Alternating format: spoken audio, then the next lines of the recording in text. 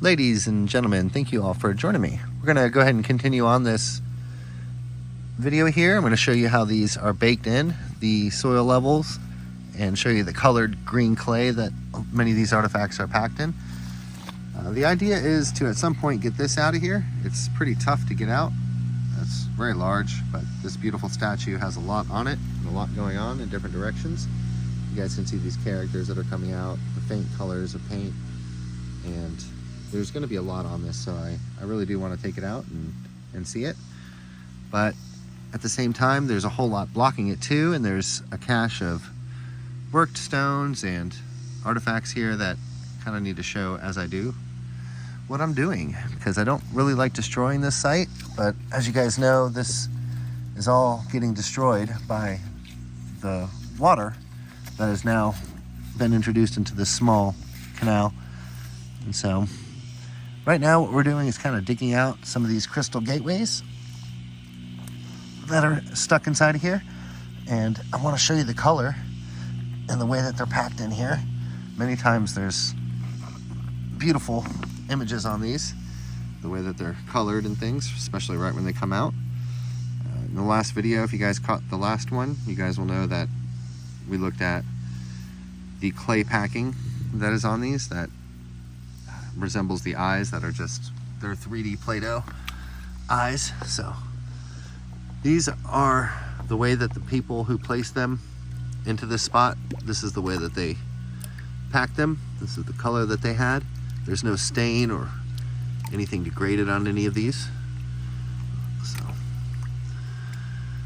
what we're gonna find here is a very, very beautiful worked crystal. You can see the edges on it, and we're going to start to see images of humans. You can already start to see them, the socket, the point, the nose. We're gonna start off just with the crystal, looking at the inclusions of the crystal here.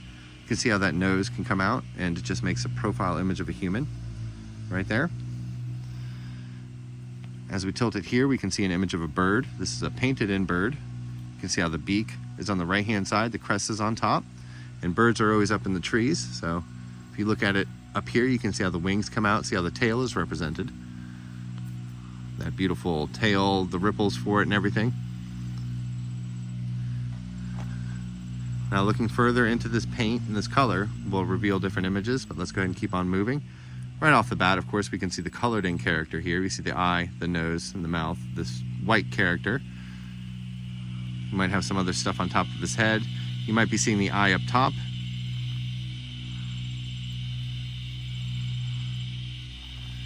You can see these sharp points coming out of here. One of these is clay for different images, but there's a sharp stick of this crystal coming out, you can see. So let's go ahead and tilt that and try to make a nose out of it. You can see perhaps a yelling mouth character. And on the end here, of course, you guys can see this character, the eye, the nose, and the mouth here, just in the white, facing to the left, of course. Just a quick crash course on North American art. This is ancient art. It's a very complex and complicated style of art. It's like a puzzle. You got to kind of think fast for it. So if I'm moving too quick for you, let me know. You guys can see these little silhouettes down here. So if you're looking at that as a human image, you can see the rest of it perhaps as a big feather headdress.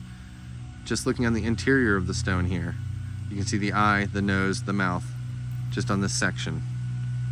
You see how there's a faint image of a human there, also to the right and the left, and upside down and right side up.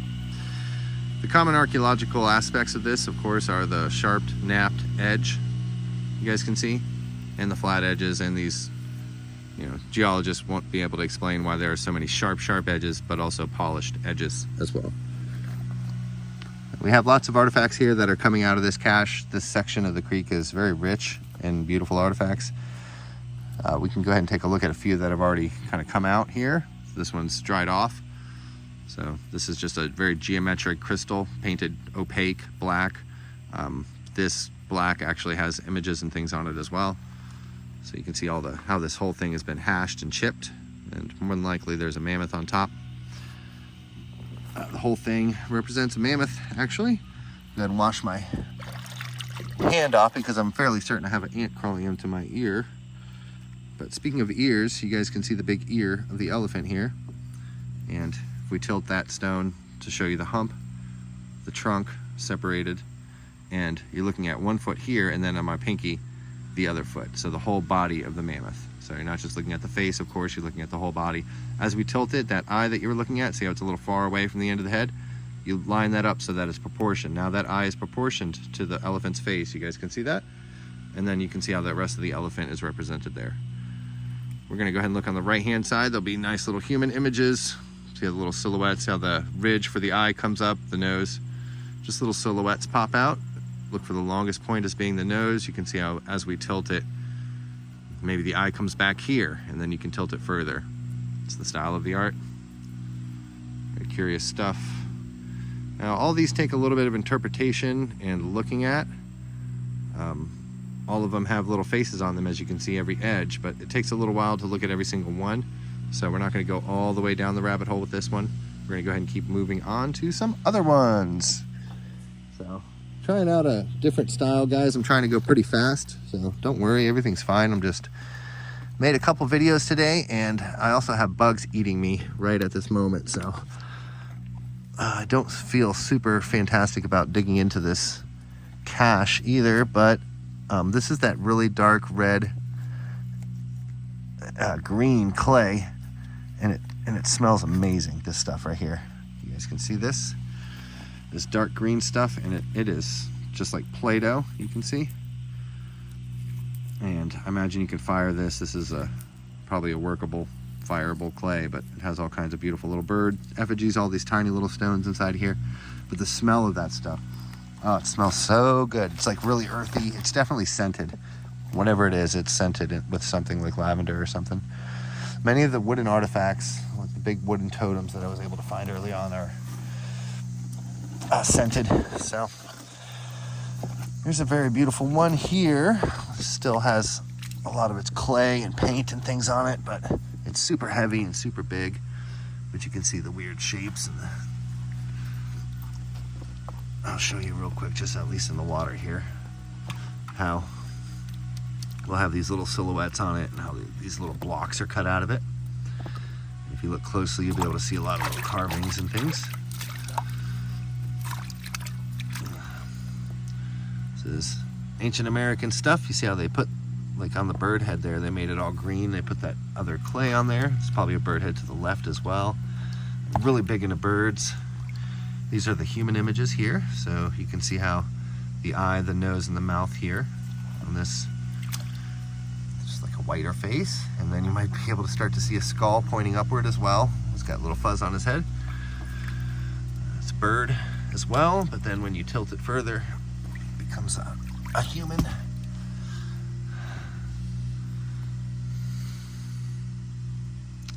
All these little silhouettes that are going to be on here, it's kind of creepy.